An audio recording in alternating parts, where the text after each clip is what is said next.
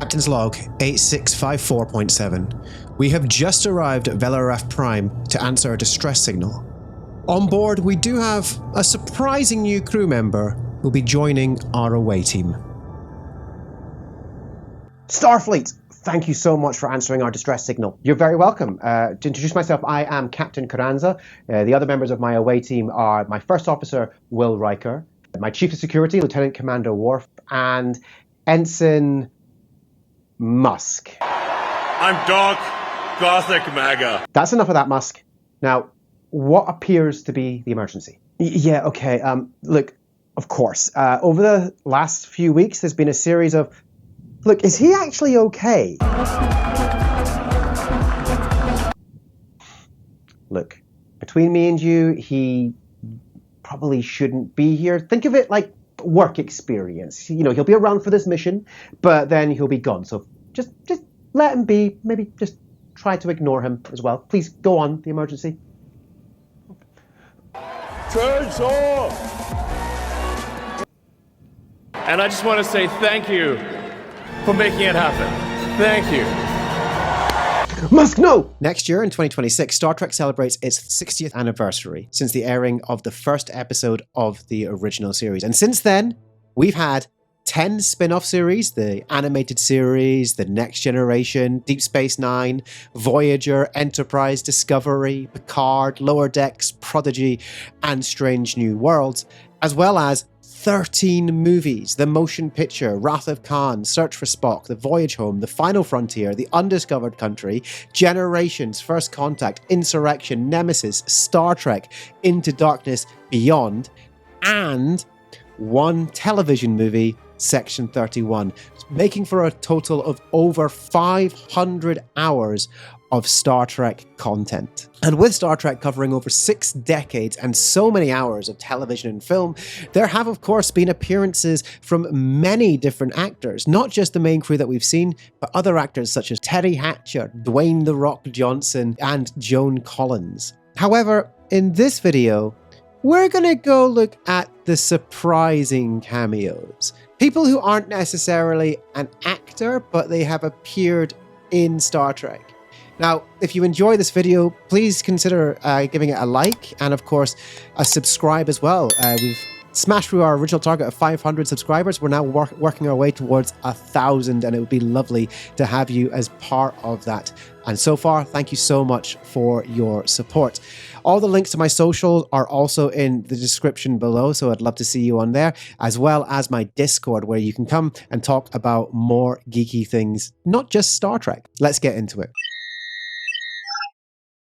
Technically speaking, this is not so much a cameo because he was cast and appeared throughout the entire episode. And Iggy Pop has had, a semi-successful acting career, so, he's not just known as the leading Iggy Pop and the Stooges, but that is what he's well known for. And this is still surprising for its time because in 1997, he was cast in the Deep Space Nine episode, The Magnificent Ferengi, in season 6. However, Iggy could have appeared in Star Trek a lot sooner. The writers actually wanted him to be part of the episode Past Tense, and they wanted him to play the part of Grady, which instead was played by Clint Howard. Instead, he appears in The Magnificent Ferengi as the Vorta Yelgren, and he does give a very memorable performance, which shows he wasn't just a passenger, and though he played his character in a very deadpan manner, he appeared to not have a lust for life. I am so not sorry for those jokes. Staying on the subject of musicians, Tom Morello has appeared in Star Trek not just once, but twice. Now, a die-hard Trekkie, Morello actually called Rick Burnham and begged him to be part of Star Trek Insurrection, just to have a small cameo, and he does.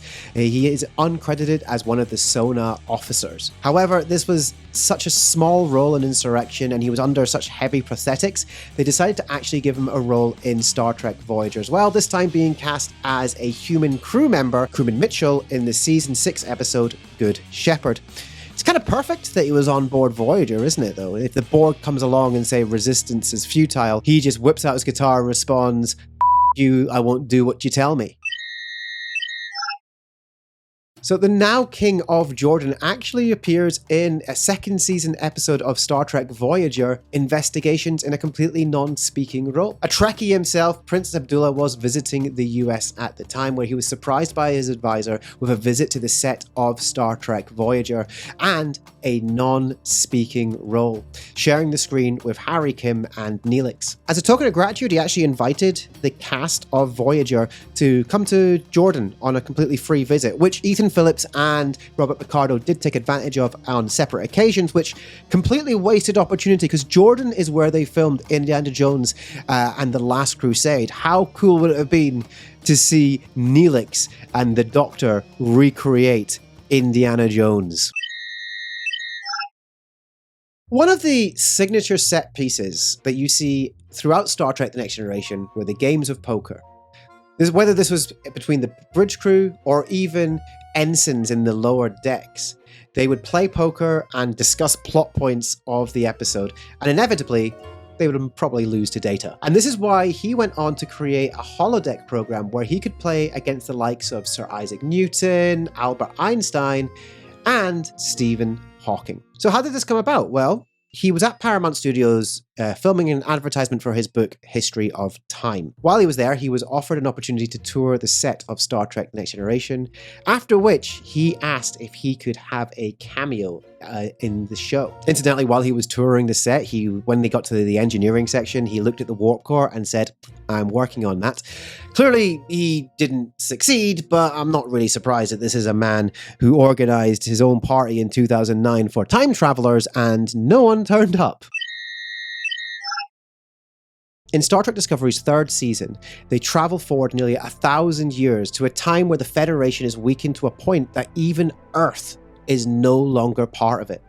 Now, by the end of season 4, Earth has come round to rejoining the Federation, and Earth's president, played by Stacey Abrams, makes a visit to Federation headquarters. Stacey Abrams has always been a fan of Star Trek and has made it known that she wanted to be a part of Discovery, no matter what the role.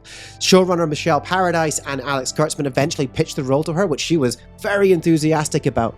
Now listen, regardless of your political leanings, this is one of the most surprising cameos in Star Trek, which is going to be very, very hard to top. Unless, of course, there's an episode in the future where the show creators actually create time travel and they take the crew back to 2009 to go to Stephen Hawking's party just so he can be in Star Trek once again. So there you have it. 5 of the most surprising cameos in Star Trek over the years.